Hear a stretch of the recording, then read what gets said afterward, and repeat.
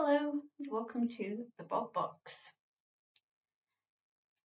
First of all, I have a confession to make. Aside from the finger injury, staples are mean.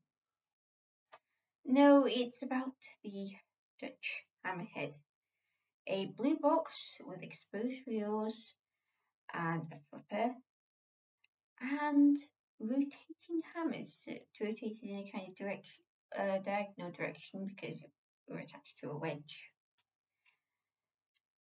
I'm a bit prejudiced here. No, it's nothing to do with being Dutch. It is to do with the fact that Hammerhead's team put a voice box in the darn robot.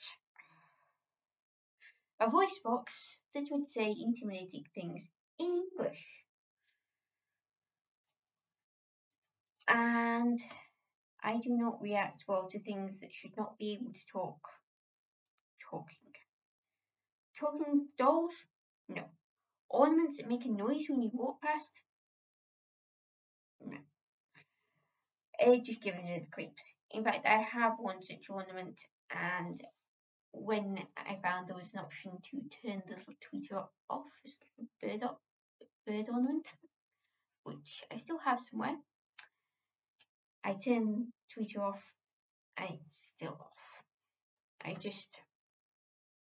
do not want to walk past something and suddenly hear a twittering bird noise when I cannot see any birds. Especially when the twittering bird noise is coming from inside the room. Long story. Anyway, such things that aren't supposed to talk just give me the creeps. I can't put my finger on why. So Hammerhead, you lose 4 points for that. Not that points mean anything around here, but you're down 4. So, to the first series of Dutch Robot Wars we go, where Hammerhead landed in Heat C and drew vertical spinner Pikachu. Hammerhead tried to go after Pikachu early on, but it couldn't actually quite reach Pikachu's armor. Being a wedge actually helped Pikachu in that regard. So the result was, well, dancing really. Pikachu then tried to push Hammerhead into a wall, but Hammerhead got free and disabled Pikachu's right wheel. The left wheel then followed. Then Hammerhead got a bit stuck somehow. Hammerhead got Pikachu got hit by Meteor and flew air floor flipper. Gotta love the message on the inside of Pikachu though. Please flip me back. I don't like it. That's not the translation from the Dutch, by the way. It was actually written on in English. So, Hammerhead,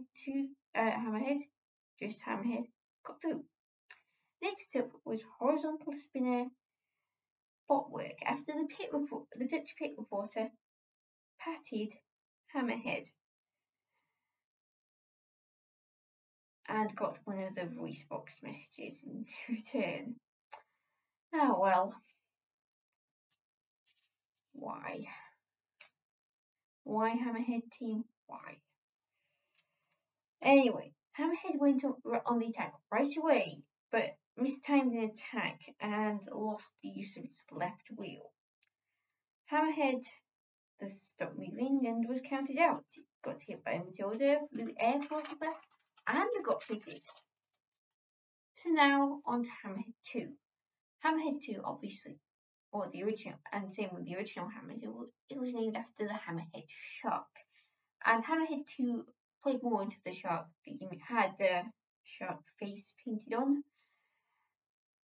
and had a change in weaponry as well. It was now a full-on flipper. And it could act as a full body spinner because it had little hammers attached to the side. Static hammers, so they couldn't. But it still had hammers. And its wheels were protected this time, not exposed. Still had the voice, though. Why? Once again, Hammerhead 2 landed in Heat C. He landed Heat C in the first series of Dutch Wars, in the second, Heat C again. It drew Sit and Spinbot IDO, so a full-body spinner. Also, it was hammer time, according to Hammerhead 2's voice box. You need a hammer for hammer time, Hammerhead 2. Okay, admittedly, Hammerhead 2 did have 2 hammers. Hammerhead 2 prodded at idea before trying and failing to flip it. Hammerhead 2 did ram IDO into a wall though, and IDO opened the pit before taking Hammerhead 2 for a literal spin. Hammerhead 2 then took IDO for a literal spin, straight into the pit. Next up was pincer wielding Crabpot, which you may also know as Crustacean from the UK Wars. Crabpot grabbed Hammerhead 2 early on and took it for a literal spin. Hammerhead 2 got away and tried to flip Crabpot over. Not that it would have mattered if Crabpot was invertible. Then Crabpot grabbed Hammerhead 2 twice. The first time, Hammerhead 2 got free. The second time, Hammerhead 2 got taken for another literal spin. Once Crabpot let Hammerhead 2 go, Hammerhead 2 shoved Crabpot into the arena spinner trigger, for neither robot actually managed to find an angle of attack, and this kind of stalemate was not felt by Crabpot trying to cook itself on the flame pit. What? This was ended when Hammerhead 2 tried to nudge Crabpot, only for Crabpot to grab a side hammer and take Hammerhead 2 on a tour of the arena. Wouldn't want to get taken on a tour of an arena by a robot crab. Most people, probably. Hammerhead 2 did not think this and escaped, only for Crabpot to shove Hammerhead 2 into an angle grinder. As time ran out, the judges, or the jury, as the true wars people call them, were called in. They ruled in favour of Crabpot. Hammerhead 2 then made its first appearance in the UK series, landing in Series 7. Not Heat C this time, Heat O. It drew Axe Joke Flipper Iron Ore 2.1, Angled Spinner Disconstructor, and Vertical Spinner Xenomorph. I love Xenomorph's weakness. None. We know no fear. Hammerhead 2 was actually out of focus early on, though not quite as much as Xenomorph. But it did get hit by Disconstructor Spinner. Iron Ore 2.1 then flipped Hammerhead 2 into Xenomorph. Disconstructor kindly freed Hammerhead 2. Well, it more kindly freed Xenomorph, actually. Hammerhead 2 was still stuck upside down and needed help to get up. No, it wasn't because Hammerhead 2 wasn't invertible, it was, but its flipper was pretty much useless upside down. Meanwhile, Disconstructor opened the pit and drove straight in it. Oh! Then Iron Ore 2.1 axed Hammerhead 2 before flipping them. So, now free, Hammerhead 2 roamed the arena, annoyed Sergeant Bash, as one should, and nudged Xenomorph, aiding Iron Ore 2.1. After all, it's better to fight alongside the robot that could possibly put holes in you. Hammerhead 2 being a box, very flat, and perfect target for an axe. You don't want to end up on the wrong end of that. Better to fight alongside it. Iron 2.1 actually tried to flip Sir Kilowott, which would have been awesome. if Secure hadn't landed on its tracks.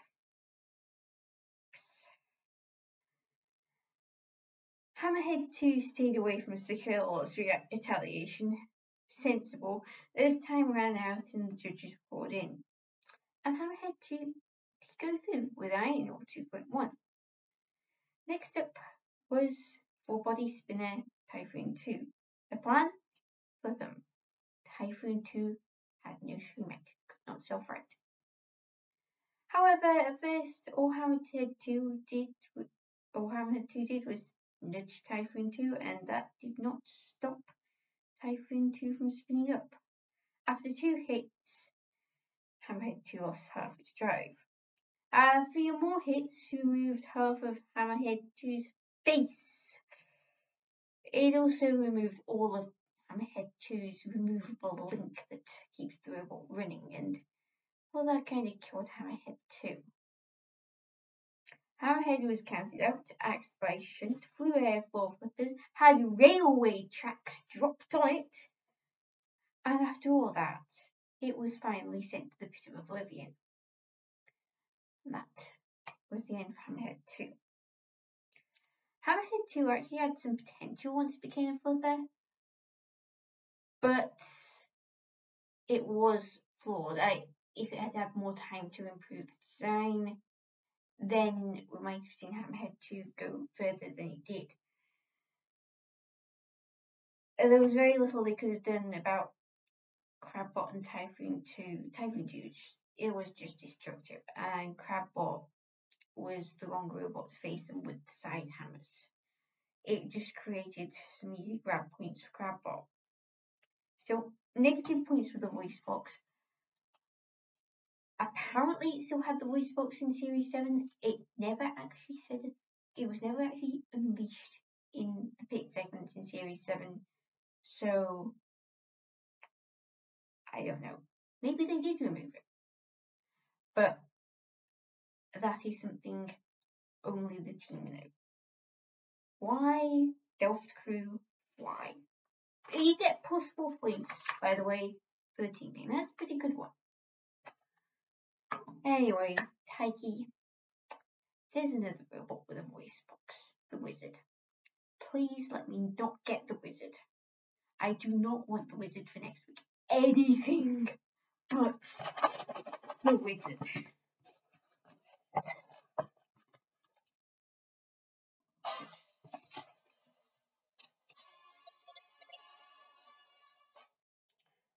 There's a very real chance I might have pulled out Thor from this for this one. I mean, I brought Mjolnir along to this episode.